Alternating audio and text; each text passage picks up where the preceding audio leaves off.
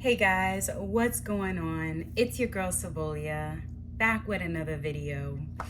Today we are on day 2 of building your wealth system. In case this is your first time, welcome to my channel. I help women build wealth system in faith, food, fitness, and finance because we are meant to be more than just mothers and daughters and wives. We're meant to have peace, purpose, and prosperity in all that we do. And so, if that resonates with you, I hope it does. You're in the right place. And we are kicking off our 10-day series on building your wealth system.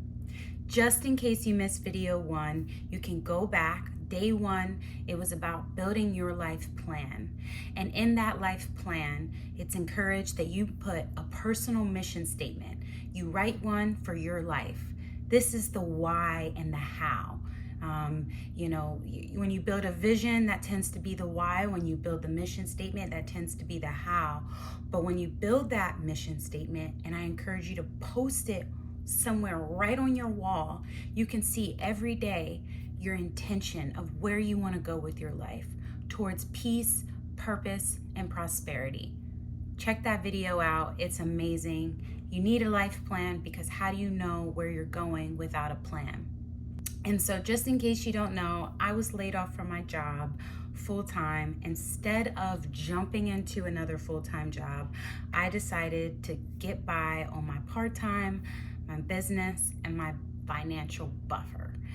And that is exactly what day 2 of building your wealth system is about, building a financial buffer. I'm pursuing my peace, my purpose, and my prosperity, and I wouldn't be able to do this without a financial buffer.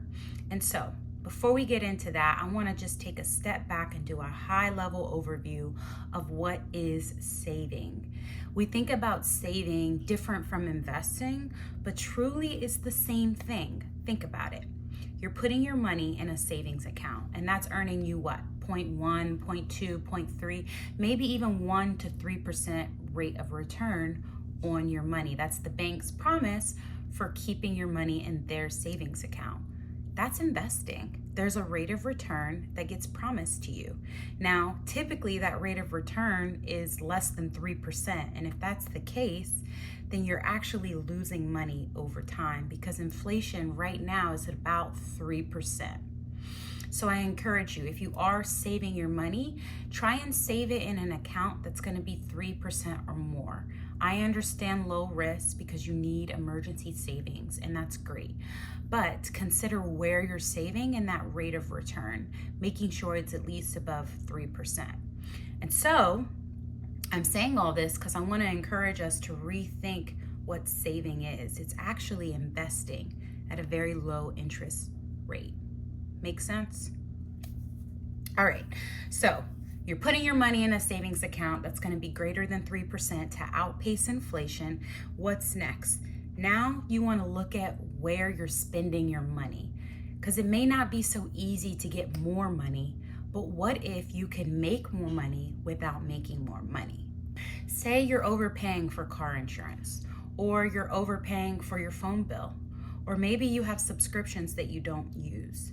What you want to do is you want to go back in your bank statements and you just want to look at everywhere your money is going. Maybe you're eating out 3-4 times a day. Can you reduce that to, 3-4 times a day is crazy. Maybe that's you. Maybe it's 3-4 times a week. But can you reduce that to maybe 1 or 2 times a week? It's not about sacrificing your quality of life, but it is about sacrificing some things that are leading to overconsumption and inhibiting you from the wealth system you deserve. We're saving our money if we have money to save. But if we don't, we're looking at the things where our money is going. And we're trying to even if we can recover $20, $30, $50, that's gonna be better than $0. And right now, the average American is saving anywhere from 0 to 3%. 40% of Americans save no money at all. Back in the 70s and 80s, that number was a little higher, about 5% of our monthly income Americans were saving. And then you go back even more in the 40s and 50s, and it was about 8%. So as you can see, this consumption habit has been behavioral change over decades. And it's gonna be to our detriment if we don't get serious about investing our money, i.e. saving. I wanna read something. It's called The Millionaire Next Door. And it's a book by Thomas Stanley, or I think Stanley Thomas is his name. And it's really good. I highly recommend you read it. You guys know I love to read. But this is a quote he says in Millionaire Next Door. It's in the introduction of the book. Only a minority of Americans have even the most conventional types of financial assets. Only about 15% of American households have a money market deposit account, 22% a certificate of deposit, 4.2% a money market fund, 3.4% corporate or municipal bonds, fewer than 25% stocks and mutual funds, 8.4% rental property, 18.1% U.S. savings bonds, and 23% IRA accounts. But 65% of households have equity in their home, and more than 85% own one or more motor vehicles. Cars tend to depreciate rapidly. Financial assets tend to appreciate. I just want to sit on that a little bit. 85% own their own motor vehicles. And by the way, this was back in 2010. So this is a little outdated, these numbers, but it gives us a good perspective of where Americans are putting our money.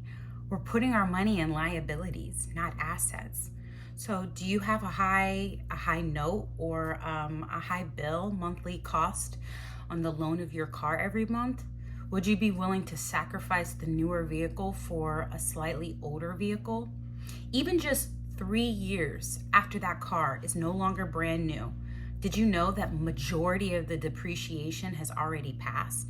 Meaning you're gonna be paying a lot more of affordable price and the car is still relatively new. So these are the kind of things where we can rethink our habits and rethink how we're spending our money. We're putting equity in our home, but what if there's a market downturn? Then we've just lost all that equity unless you're able to take the equity out, but then you have to go through an approval process with the bank. And I understand many of us don't even own homes, so I'm trying to make this relevant. The point is we have money in places.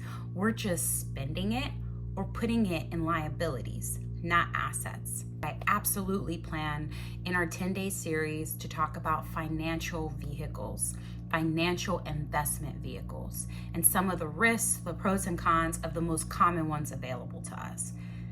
Investing does not have to be complicated. It can actually be very simple, and I'm here to help you build that wealth system. All of the money we're spending is what's leading Americans to save less and live paycheck to paycheck.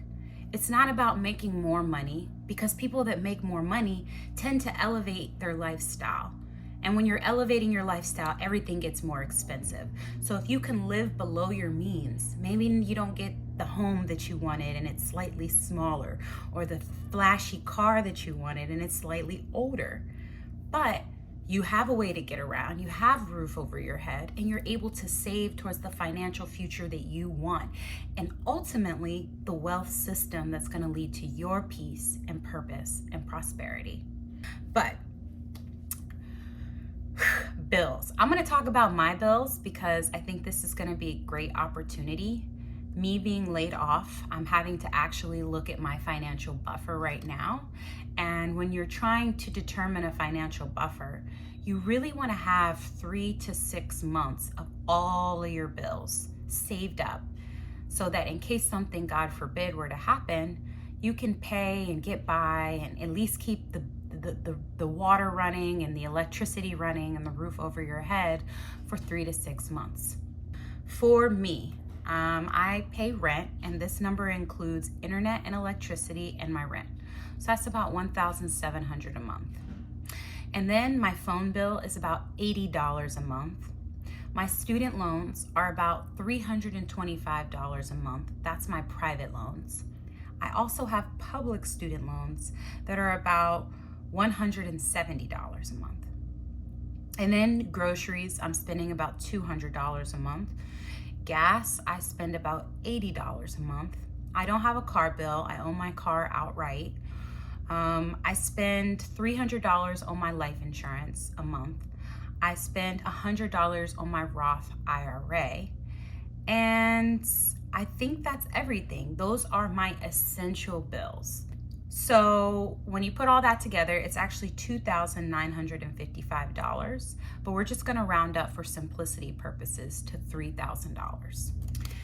Now, $3,000 a month is what I need to get by. Let's break this down. And this really isn't about me. I just happen to be in a situation right now after being laid off that I actually need to rely on this financial buffer.